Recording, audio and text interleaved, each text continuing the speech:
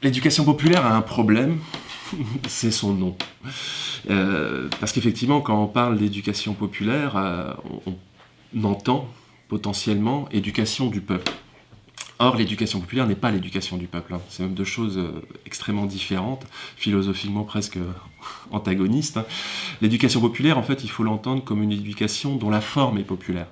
C'est-à-dire qu'il travaille les conditions permanentes pour permettre aux individus de s'éduquer ensemble.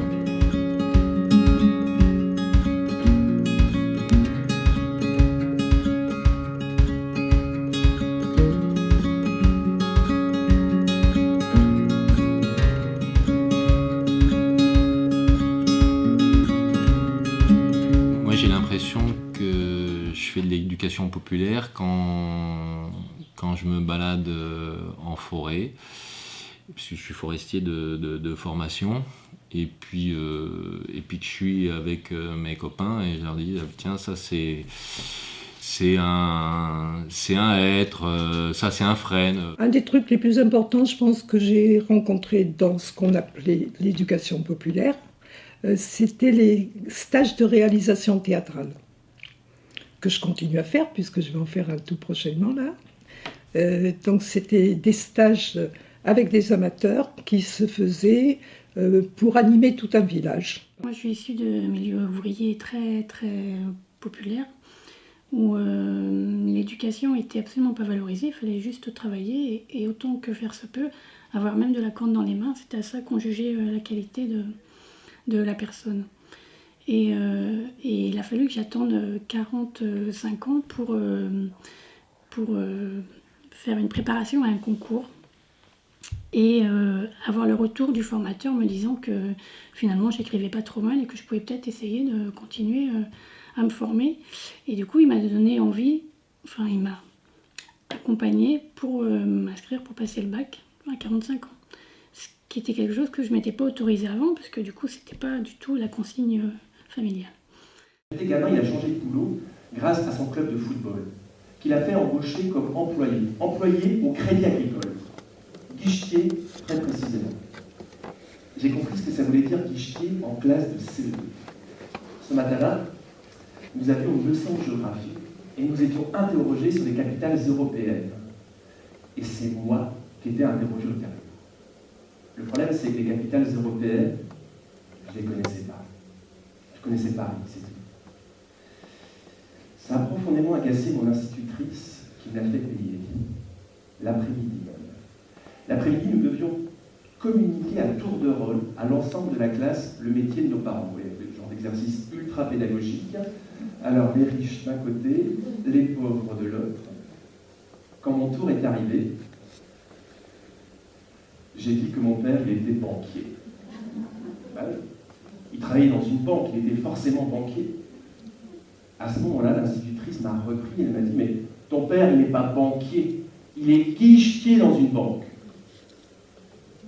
J'avais 7 ans. Si vous voulez, la distinction était un peu floue pour moi. Alors je lui dis « Mais c'est quoi la différence ?» Et là, elle m'a répondu « Si ton père avait été banquier, les capitales européennes, tu les connaîtrais. »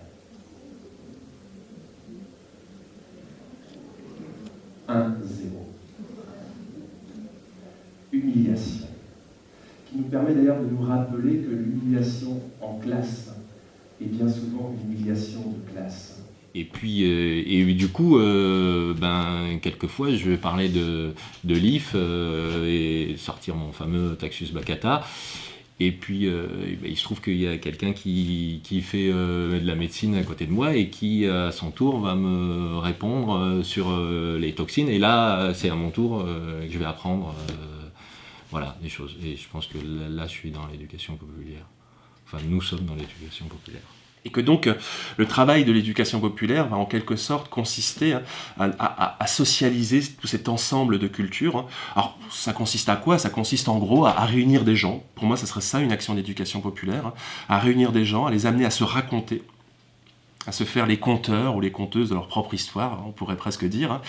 Et ensuite, à élaborer à partir de leurs expériences de vie un savoir collectif, un savoir collectif qui va être utile pour l'action, et à en rendre compte à travers un objet culturel qui peut être du théâtre, qui peut être du film documentaire, qui peut être tout objet culturel qu'on a à notre disposition. Moi, j'ai longtemps été plus sur l'appellation action culturelle que éducation populaire, parce que j'ai beaucoup travaillé avec Francis Janson pendant 2 ans. Une action culturelle, ça implique la notion d'action en même temps artistique pour que les gens puissent, j'allais dire, se situer dans leur vie et dans leur monde, qu'ils puissent savoir se conscientiser, diraient d'autres.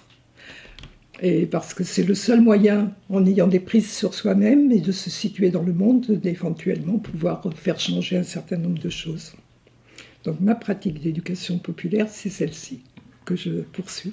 Et l'éducation populaire, pour moi, c'est ça, c'est donner accès aux gens qui n'ont pas pu faire d'études ou qui par héritage socioculturel, n'ont pas accès à ces informations-là, à cette connaissance-là, et bien qu'on puisse amener de la réflexion et puis de la prise de conscience. Parce que voilà, quoi, il y a des injustices, il y a des dominés, des dominants, il faut en avoir conscience si on veut un petit peu se faire entendre et puis arrêter d'être soumis à tout ce qui nous tombe sur la tête quand on n'est pas du bon côté. Ah bonjour ma chérie.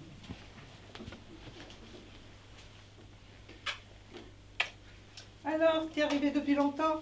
18h. Le bus a été pris dans les embouteillages. Et tu as quand même réussi à faire tes devoirs. J'en avais fait une partie à l'avance samedi dernier. Il ne me reste plus qu'à revoir le chapitre de géographie sur l'Afrique du Sud. Ah, c'est bien. Ben, tu vois que j'ai eu raison de te dire de prendre de l'avance. Hein. On ne sait jamais. Un événement imprévu et on peut se retrouver pénalisé. Et tu entres dans ta période de composition. Oui, on va même nous faire... Non. Voilà. Si, stop, a priori. Je voulais dire, c'était le début de l'angoisse de la maman qu'on a eu à Paris. Oui.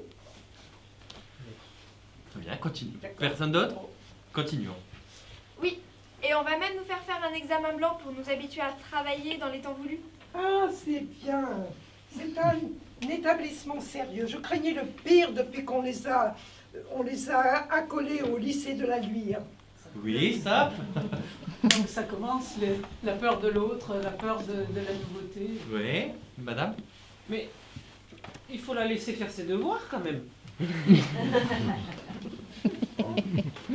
Quelqu'un d'autre? Oui? On se rend compte que la mère ne lui pose pas de questions autres que sur son travail. Elle lui pose seulement des questions sur l'école, mais pas est-ce que ça va, est-ce que tu vas bien, est-ce que tu vas bien manger. Ouais. Sa vie, c'est le travail en fait. La mère? Non, enfin, pour la mère, la vie, c'est le travail. Ouais. C'est bon pour tout le monde? C'est étonnant que la fille ne demande pas à la mère comment s'est passée sa journée. Oui, Elle n'a pas pu en passer ça va une. te retomber dessus, méfie-toi. Elle ne peut pas en passer une. Un jour et c'est... Non, mais elle est bombardée de questions. Oui, c'est vrai. C'est vrai. On poursuit? On poursuit? Ah, c'est bien. C'est un établissement sérieux. Je craignais le pire depuis qu'ils l'ont rattaché au lycée de la Luire. Le pire? Et pourquoi? Bon, ben, ceux de la Luire n'ont pas très bonne réputation. Je ne vois pas pourquoi tu dis ça. Ben, ils en parlaient l'autre jour à la pharmacie. Ceux de la Luire sont tous des étrangers. Bah stop. Transformer le monde, mais d'abord, pour pouvoir transformer les choses autour de soi, il faut d'abord apprendre à savoir qui on est et ce qu'on fait et avoir les moyens d'expression. C'est très classe de citer Paulo Freire, qui est un pédagogue brésilien, qui disait « Personne n'éduque personne, personne ne s'éduque seul, les individus s'éduquent ensemble par l'intermédiaire du monde ». C'est presque une définition de l'éducation populaire, s'éduquer ensemble par l'intermédiaire du monde, c'est-à-dire reconnaître qu'on est tous porteurs de culture, tous autant qu'on est.